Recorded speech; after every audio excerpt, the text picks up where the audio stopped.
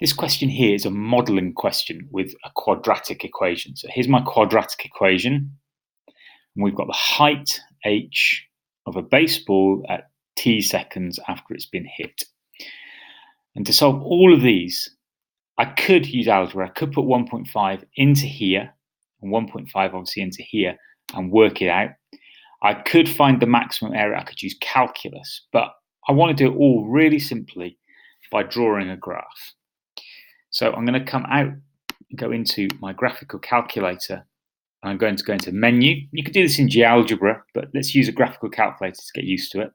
Go into the graph function and type in this, but with an x. So it becomes 17.4 x plus 1 minus 4.9, and use this button here for the x squared.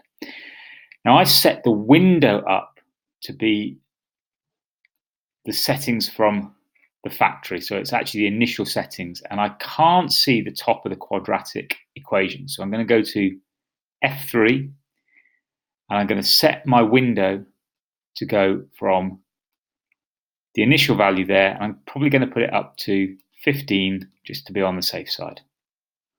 And let's redraw it. Almost there. Let's just do one more. So let's put that to 25. Now I can see the whole of the quadratic. To get the height after 1.5 seconds, so this is t, or the x value here. I'm going to go into GSolve and I'm going to look for a y-calc for the height. Y-calc for the height, because this is y, and this is x. So y-calc, and it's going to ask me for the x value, which is 1.5. So the height after 1.5 seconds is given here as 16.075. So let's write that down. So this one is 16.075 or 16.1 meters. Let's go back into the calculator to work out the maximum height. And the maximum height is the vertex. So I'm going to go to GSolve and go to maximum. And it just moves it across here. And it says at 1.78, that's how many seconds, the maximum height is 16.4. So that's 16.4. And finally, the time when it hits the ground. Again, I've done this here. The time when it hits the ground, well, the ground is at 0 seconds, so it's there.